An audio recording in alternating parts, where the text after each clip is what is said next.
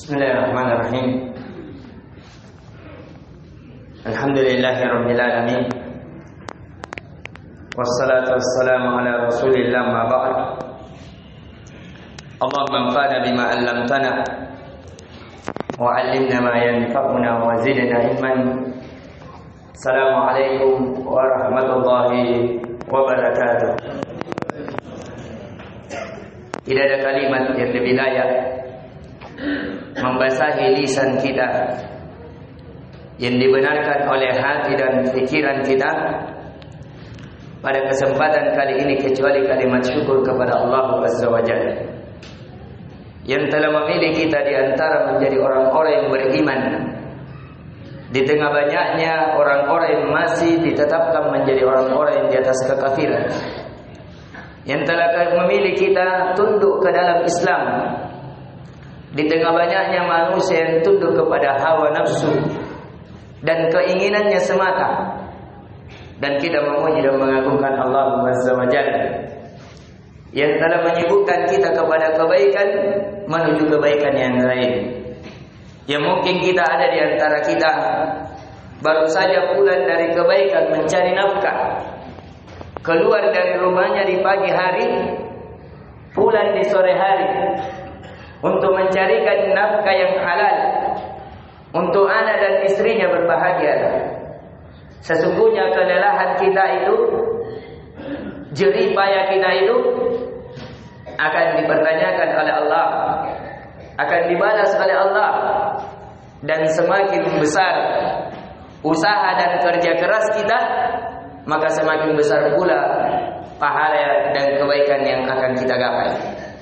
Dan di antara kajian yang telah kita kajikan, alhamdulillah, di pertemuan sebelumnya, di pertemuan subuh, kita telah mengkajikan tentang keutamaan persaudaraan karena Allah Azza wa Jalla. Dan persaudaraan entah karena senasab, entah karena seagama, masuk di dalamnya persaudaraan antara kita dengan istri kita karena seagama, sekaum. Ya, walaupun kita tidak sekandung, tapi kita mencintainya karena Allah. Dan itu menjadi keutamaan yang akan kita dapatkan berupa naungan di sisi Allah Azza wa Jalla. Kemudian di pertemuan kali ini, setelah kita mengkajikan dari keutamaan cinta karena Allah, benci karena Allah, saling berziarah karena Allah, di pertemuan kali ini kita akan mempelajari hal-hal yang bisa merusak persaudaraan. Al-mufsidatu fil ukhuwah. Hal-hal yang bisa merusak persaudaraan. Tentunya ini banyak. Yang akan kita kajikan di sini ada 100 yang merusak persaudaraan. Dan tentunya kitab ini kita tidak kajikan secara detail, secara garis besar, karena alhamdulillah di tengah-tengah kita ini semuanya kebanyakan orang-orang dewasa, orang-orang yang berpikir, sehingga tidak perlu didetailkan. Cukup gambaran besar yang semoga Allah memberikan hidayah kita untuk memahaminya. Adapun mengapa kita mempelajari kerusakan-kerusakan? Karena ini diantara karakter para sahabat, sebagaimana karakternya Hudzaifah. Hudzaifah radhiyallahu an adalah seorang penjaga rahasia Nabi. Hudzaifah berkata, "Amannan nasu qad ta'allamu 'anil khair wa amma ana sa'ata'allamu 'anil syarr." Adapun manusia yang lain, sahabat yang lain, dia belajar kebaikan-kebaikan. Tapi saya lebih condong untuk mempelajari keburukan-keburukan. Karena apa? Ta'allamtu syarra la lisyarri walakin litauqi'i. Karena saya mau mempelajari keburukan bukan supaya melakukan keburukan, tapi supaya saya bisa terhindar dari keburukan. Jadi kita belajar hal-hal yang bisa merusak persaudaraan, bukan supaya kita melangkahinya, menjalaninya supaya terjadi kerusakan persaudaraan, tidak. Tapi begitulah cara kita menjaga persaudaraan. Kita mempelajari hal-hal yang merusak persaudaraan, kemudian kita menghindarinya supaya persaudaraan itu terus berkembang, terus membesar, terus kita perjuangkan sampai ajal menjemput kita. Maka dari itu berbahagia orang yang ketika ajal menjemputnya, dia tidak memiliki perselisihan di antara manusia lainnya.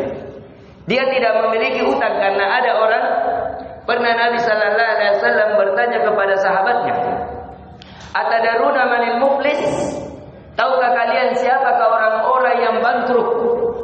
Para sahabat mengatakan, orang yang bangkrut, ya Nabi, orang yang memiliki banyak harta kemudian mungkin terkena tsunami atau mungkin dirampok hartanya, itu adalah orang yang bangkrut. Kata Nabi, tidak.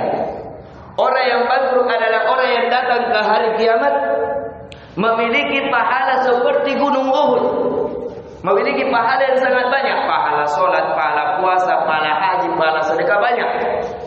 Tapi setelah itu tahajjudan nas, dia dihujat oleh manusia. Kau pernah zalimi saya, kamu pernah merampas harta saya, kamu pernah memfitnah saya. Akhirnya pahalanya diambil sampai pahala kebaikannya habis. Yang akhirnya masih ada orang yang menghujatnya, yang akhirnya dosa orang tersebut didemankan kepadanya. Ini orang-orang yang merugi, orang yang banyak kebaikannya tapi lebih banyak keburukannya kepada manusia yang lain. Entah dengan lisannya, dengan pandangannya, dengan tanda tangannya, atau dengan kelakuan sehari-harinya. Maka dari itu perlu untuk kita mempelajari hal-hal yang bisa merusak persaudaraan agar kita menjauhinya. Adapun yang bisa merusak, yang pertama kata Syekh, ad-dunubu wal ma'asi. Yang pertama yang merusak persaudaraan adalah dosa-dosa dan maksiat. Itu pasti. Di mana ada dosa dan maksiat, pasti ada kerusakan. Kalau dilakukan antara bersaudara, ada yang berdosa, dosanya banyak, akan dirinci oleh Syekh. Kata dosanya salah satunya suudzon, seseorang berburuk sangka. Berapa banyak seorang suami berburuk sangka kepada istrinya, akhirnya terjadi perceraian, akhirnya terjadi pertikaian. Akhirnya bukan hanya antara suami dan istri yang bertikai, keluarga orang ketiga itu juga bertikai. Akhirnya terjadi permusuhan di antara mereka. Di antaranya lagi yang bisa merusak persatuan di kalangan kaum muslimin adalah at-tam'u fima indan nas. Terlalu tamak apa yang ada di sisi manusia, terlalu rakus, mau merampas walaupun itu bukan haknya. Jadi ada 3 yang kita ingatkan bahwasanya yang merusak dari persaudaraan, inti pembelajaran yang pertama dosa dan maksiat secara global, secara terperincinya adalah buruk sangka. Itu karena kata Nabi sallallahu alaihi wasallam, aktabul hadith, seburuk-buruk ucapan. Kemudian adalah terlalu tamak, apa yang ada di sisi manusia terlalu menginginkan, padahal manusia itu tidak menginginkan untuk kita diberi, sehingga itu melahirkan perpecahan, kerusakan saling bersaudara. Kemudian yang keempat, ifsya'us sadar, seseorang membongkar rahasia orang lain. Itu juga di antara hal yang merusak persaudaraan. Ini yang bisa kita ingatkan karena waktu yang membatasi kita.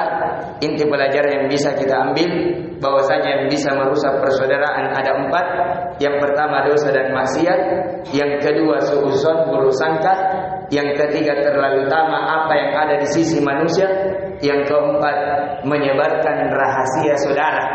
Yang apa kalau kita bicara dia tidak suka, maka kalau kita tahu rahasianya, terlebih khusus rahasia antara suami dan istri, hendaknya itu dijaga. Karena Nabi sallallahu alaihi wasallam bahkan melaknat bahwa seorang suami yang membicarakan rahasia khususnya permasalahan ranjang di orang lain, ini yang dilaknat oleh Nabi sallallahu alaihi wasallam. Ini yang bisa kita berikan dan ingatkan. Subhanakallahumma bihamdik, asyhadu an la ilaha illa anta, astaghfiruka wa atubu ilaik. Assalamualaikum warahmatullahi wabarakatuh.